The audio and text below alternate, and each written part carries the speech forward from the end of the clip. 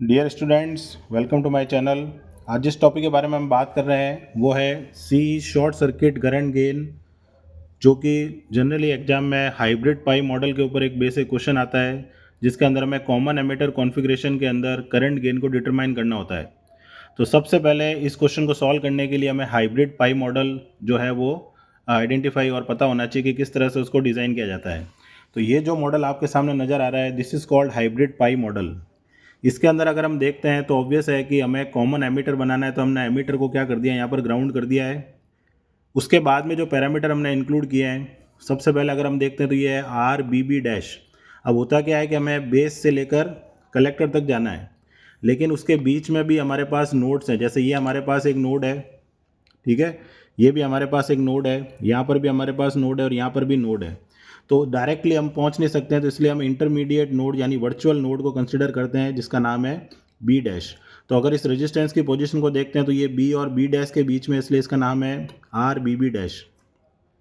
Similarly ये वाला resistance है बी डैश और एमीटर के बीच में, तो नाम दे देना इसका बी डैश ई। ये कैपेसिटर जो है ये बी डैश और ई के बीच में, तो C B dash E. Similarly अगर इस पैरेलल कॉम्बिनेशन को देखते हैं तो बी डैश और कलेक्टर के बीच में, तो C B dash C, are B dash सी। ये वाला जो आउटपुट रेजिस्टेंस है वो कलेक्टर और एमीटर के बीच में, तो आर सी ई।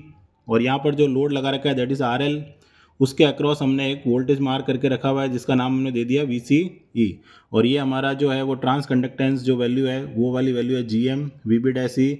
जहाँ पर ये जो वी बी डैश ई है, अगर हम ध्यान से देखें तो ये वोल्टेज कहाँ होगा हमारे पास, यहाँ पर होगा, तो इनपुट साइड में होगा। तो ये वैल्यू जो है वो है आउटपुट पर, लेकिन डिपेंड क्या कर रही है, इनपुट पर।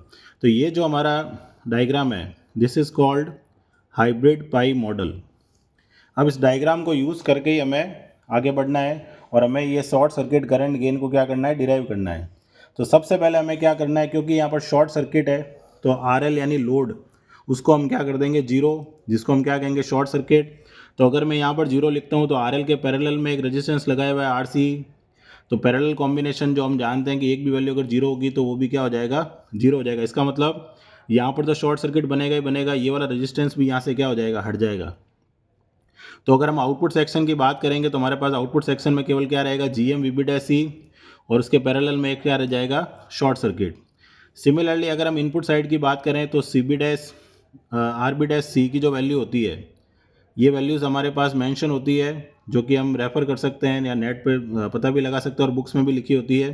तो आर बी डैश सी जो है वो आर बी डैश सी के कंपैरिजन में क्या है, बहुत ज़्यादा हाई वैल्यू का है। तो उस केस में हम क्या कर सकते हैं कि ये वाली वैल्यू को नेगलेक्ट कर सकते हैं, आर बी डैश सी को।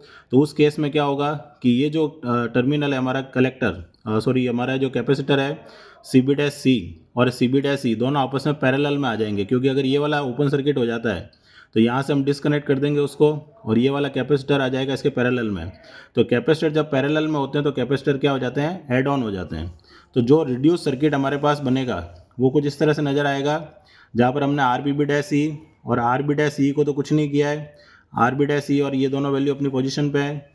सी बी डैश और सी बी डैश सी ये दोनों क्या हो गए थे, पैरेलल में, तो दोनों को हमने ऐड कर दिया, तो उसको हमने ऐसे लिख दिया सी प्लस सी सी। और आउटपुट सेक्शन की जैसे हमने बात की थी कि आर एल जो है वो शॉर्ट सर्किट हो गया, तो उसके पैरेलल में रेजिस्टेंस भी हट गया, तो हमारे पास केवल क्या बचा, G M V B dash C और शॉर्ट सर्किट। तो ये हमारा एक तरह से क्या है, यहाँ पर R L equal to zero है। अब क्योंकि हमारे पास आउटपुट कैलकुलेट करना है, तो हमने यहाँ पर लोड करंट आई एल को मार्क किया है, और यहाँ पर अब हम इस सर्किट को रिड्यूस करेंगे फर्दर। तो ये दोनों जो वैल्यू है ये आपस में कैसे कनेक्टेड है, पैरेलल में कनेक्टेड है। तो उस पैरेलल कॉम्बिनेशन को हमने यहाँ पर अपनी तरफ से नाम दे दिया है जेड। तो Z basically is a parallel combination of Z is a parallel combination of RB-E and CE plus CC। अब इसको हमें डिटरमाइन करना है। अब कैपेसिटर को जब भी हम लिखते हैं तो हम डायरेक्टली इस तरह नहीं लिखेंगे, हम क्या करेंगे, उसको किस फॉर्मेट में लिखेंगे, जे ओमेगा फॉर्मेट में।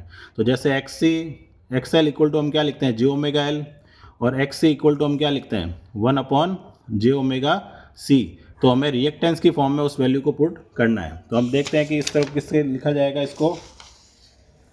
तो यहाँ पर दोनों क्योंकि पैरेलल में है तो पैरेलल का फॉर्मूला हमें पता है, R one into R two upon R one plus R to.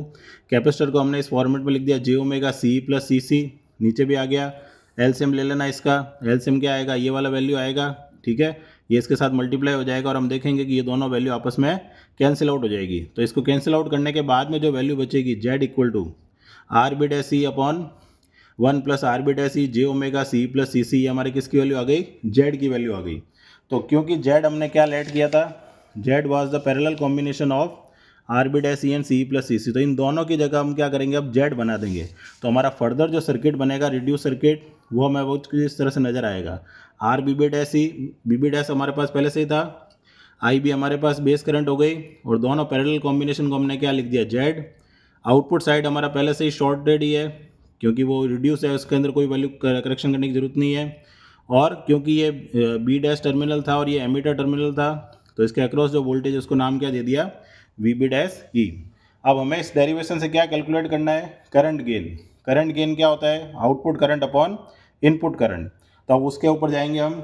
तो सबसे पहले अगर हम बात करते हैं करंट गेन की, तो करंट गेन को हम कैसे लिखते हैं, A I equal to output upon input. तो आउटपुट करंट कौन सी है हमारे पास, आई एल, इनपुट करंट कौन सी है, आई बी। तो हमने क्या लिख दिया, I L upon I B. एक चीज़ हमने और लिखी है, वी बी डैश किसके अक्रॉस है, जेड के अक्रॉस। तो वी इक्वल टू क्या होता है, आई आर। तो ये जो आई बी करंट है ये यहाँ पे भी फ्लो होगी, तो वी बी डैश की वैल्यू क्या हो जाएगी, आई बी इंटू जेड। तो जेड की वैल्यू क्या होगी, V B dash upon I B. तो इस तरह से हमने वैल्यू कैलकुलेट कर ली करंट गेन और जेड की। अब हम देखते हैं तो आई एल की वैल्यू क्या है। अब हम आई एल की वैल्यू निकालनी है, तो आई एल कहाँ फ्लो हो रहा है, हमारा आउटपुट साइड में। तो अगर हम इन दोनों करंट की डायरेक्शन देखें, क्योंकि ये भी हमारा करंट सोर्स है और ये भी हमारा क्या है, करंट है, दोनों की डायरेक्शन क्या है, अपोजिट है। और क्योंकि ये एक ही लूप है, तो एक लूप में एक ही करंट फ्लो हो सकती है, तो आई एल जो है वो इसके बराबर होगा, लेकिन दोनों की डायरेक्शन क्या है, अपोजिट है। तो आई एल की वैल्यू क्या हो जाएगी, minus G M V B dash E. अब यहाँ पर अगर हम देखते हैं तो आई एल की वैल्यू हमने निकाल ली, तो ये आई एल की वैल्यू हम यहाँ पुट कर देंगे, तो ए आई करंट गेन की वैल्यू क्या हो जाएगी अब, minus G M V B dash E upon I B. तो ये हमारे पास एक करंट गेन का रेशियो आ गया। अब V B dash E upon I B, यहाँ पर जो एक रेशियो बन रहा है ये वाला, इसको हम क्या लिख सकते हैं यहाँ से, जेड। तो हमारा अगला जो वैल्यू आएगा ए आई का, वो क्या आ जाएगा, A I equal to minus G M into Z, क्योंकि जेड हमारे पास क्या था, V B dash E upon I B था। अब नेक्स्ट वैल्यू जो हम कैलकुलेट करेंगे यहाँ पर, तो जेड की वैल्यू हम पुट कर देंगे, तो यहाँ क्या लिख देंगे, पुट वैल्यू ऑफ जेड। और जेड की वैल्यू हमने ऑलरेडी कैलकुलेट करके रखी हुई है, ये हमारे जेड की वैल्यू थी R B dash E upon 1 plus R B dash E J omega C plus C C. तो इस तरह से हमारे पास ये क्या आ गया, एक एक्सप्रेशन आ गया करंट गेन का, ए आई का फॉर्मूला आ गया। अब हमें इसको फर्दर रिड्यूस करना है, तो एच एफ ई को हम क्या कहते हैं, सबसे पहले तो करंट गेन कहते हैं, ठीक है। एच एफ का मतलब होता है forward, F stands for forward, जो कि हम एच पैरामीटर से निकालते हैं। और क्योंकि हमारा कॉमन एमीटर कॉन्फ़िगरेशन है, इसलिए हमने यहाँ क्या लिख रखा है, ई लिख रखा है। तो एच एफ ई की वैल्यू जो हाइब्रिड पाई मॉडल में होती है, जो कि हम ऑलरेडी डिराइव्ड किया हुआ वर्जन है ये, तो एच एफ ई की वैल्यू क्या होती है, जी एम होता है ट्रांस कंडक्टेंस और आर बी डैश ई। तो ये जो G M R B dash E ऊपर नज़र आ रहा है, इसकी जगह हम क्या लिख देंगे, एच एफ ई। तो ये हमारा नया वैल्यू हो गया। अब ओमेगा जो लिखा हुआ है, ओमेगा की जगह हम क्या लिख सकते हैं, 2 पाई एफ लिख सकते हैं। तो 2 पाई एफ अगर मैं लिखता हूँ, तो हमारे पास अब नया जो वैल्यू आएगा वो क्या आ जाएगा, 1 प्लस जे, ओमेगा की जगह लिख दिया 2 pi F, this is omega, R B dash C C plus C C. अब हमें यहाँ पर कुछ फ्रीक्वेंसी को मेंशन करना है, जो कि इस करंट गेन में इंपॉर्टेंट रोल प्ले करती है। तो पहली फ्रीक्वेंसी जो हम यहाँ मेंशन कर रहे हैं, दिस इज एफ बीटा। अब बीटा जनरली हमने इसलिए ले रखा है क्योंकि यहाँ पर कॉमन एमीटर का करंट गेन है, और कॉमन एमीटर का करंट गेन किससे रिप्रेजेंट होता है, बीटा से होता है, जहाँ पर आउटपुट करंट होती है आई सी और इनपुट करंट क्या होती है, आई बी। तो ये हमारा जो वैल्यू था, इसके अंदर हम देखते हैं तो जे ओमेगा 2 पाई एफ के अलावा जो लिखा हुआ है, यानी ये वाली value 2 pi R B dash C plus C C, इसको हम क्या मान लेंगे, एफ बीटा, लेकिन डिनोमिनेटर में लिया है। तो इसका मतलब क्या होगा कि जो एफ बीटा की वैल्यू अगर मैं ऐसे लिखता हूँ 1 अपॉन, तो एफ बीटा कहाँ जाएगा, इसके डिवाइड में जाएगा, है ना, क्योंकि मल्टीप्लाई में अगर जाता तो डायरेक्ट वैल्यू होती, लेकिन एफ बीटा की वैल्यू 1 अपॉन में है। तो ये वाली वैल्यू जब 1 अपॉन में जाएगी, तो एफ बीटा की वैल्यू कहाँ आ जाएगी, इसके डिवाइड में। अब हमारे पास ये जो एक्सप्रेशन आया है, इससे हमें अब मैग्नीट्यूड फाइंड करना है। तो मैग्नीट्यूड का फॉर्मूला हमें सबको पता है, under root of real part का स्क्वायर प्लस इमेजनरी पार्ट का स्क्वायर। तो अगर हम यहाँ ध्यान से देखें तो क्या करेंगे, यहाँ पर रियल पार्ट तो है एच एफ ई, और इमेजनरी पार्ट क्या मान लेते हैं, जे इंटू जीरो, यानी जे मतलब आयोटा, जो कि मैथमेटिक्स में होता है, और इलेक्ट्रिकल और इलेक्ट्रॉनिक्स में हम उसको क्या लिखते हैं जे, जो कि क्या रिप्रेजेंट करता है इमेजनरी पार्ट। तो अब हम यहाँ ध्यान से देखें तो क्या होगा, under root minus H F E का स्क्वायर प्लस 0 का स्क्वायर, नीचे रियल पार्ट कौन है 1, तो 1 का क्या हो गया स्क्वायर, और जे का कोफिशिएंट लेना है तो एफ अपॉन एफ बीटा का होल स्क्वायर। तो इसको अगर सॉल्व करेंगे तो ये तो नेगेटिव से पॉजिटिव हो जाएगा और अंडर रूट में क्या आ जाएगा 1 plus F upon F beta का होल स्क्वायर।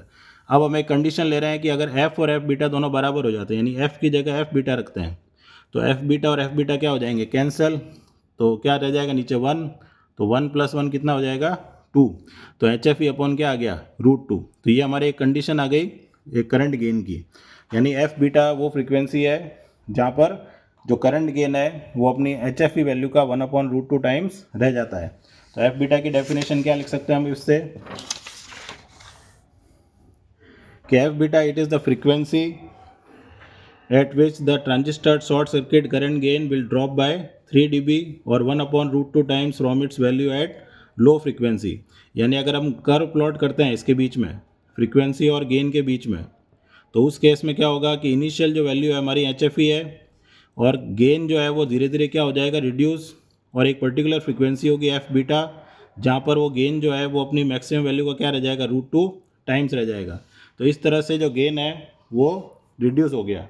ठीक है, लास्ट में जो एफ बीटा की वैल्यू ये हमारे पास आई थी जो हमने लेट की थी, उसमें हम फर्दर रिडक्शन कर रहे हैं। तो जी जो होता है दैट इज़ कॉल्ड 1/r, जी को हम क्या कहते हैं कंडक्टेंस, जो कि रेजिस्टेंस का क्या होता है रेसिप्रोकल, तो 1/RB', तो RB' की जगह अगर रखेंगे तो GB' कहाँ चला जाएगा ऊपर। सिमिलरली अभी हमने सीखा था कि एच एफ इक्वल टू क्या होता है GM इंटू RB', तो मुझे GB' की वैल्यू निकालनी है, तो RB' की वैल्यू क्या होगी यहाँ से H F E upon GM, तो G क्या होता है R का इन्वर्स, तो GM ऊपर चला जाएगा और एच एफ ई कहाँ आ जाएगा नीचे आ जाएगा। तो फाइनली जो एफ बीटा की वैल्यू आएगी वो क्या हो जाएगी GM upon H F E C plus CC, और सिंस इट इज़ फ्रीक्वेंसी तो that will be in hertz. तो ये एक पर्टिकुलर फ्रीक्वेंसी हुई जिसको हमने नाम दिया है एफ बीटा। अब सेकंड फ्रीक्वेंसी जो होती है इसमें लास्ट फ्रीक्वेंसी जो कि हमें डिटरमाइन करनी है that is called F T. F T क्या है, it is the frequency eight which the short circuit current gain will become unity, यानी 1 हो जाएगा। तो ऐसी फ्रीक्वेंसी जहाँ पर गेन 1 हो जाएगा, तो ए आई हमने पहले निकाल रखा है। अब हमें क्या करना है, एफ की जगह क्या लिखना है उसमें एफ टी लिखना है। तो एफ टी लिखने पर जो करंट गेन है वो क्या हो जाना चाहिए 1 हो जाना चाहिए। अब तो एफ टी की जगह 1 हो गया करंट गेन की जगह, और एफ की जगह हमने क्या लिख दिया एफ टी लिख दिया।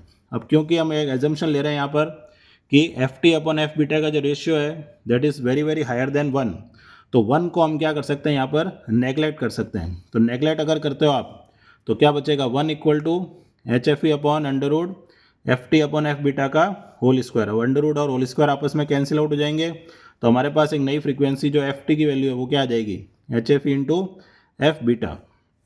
अब एफ बीटा की वैल्यू ऑलरेडी हम डिराइव कर चुके थे, जिसकी वैल्यू क्या थी हमारे पास G M upon H F E into 2 C plus C सी।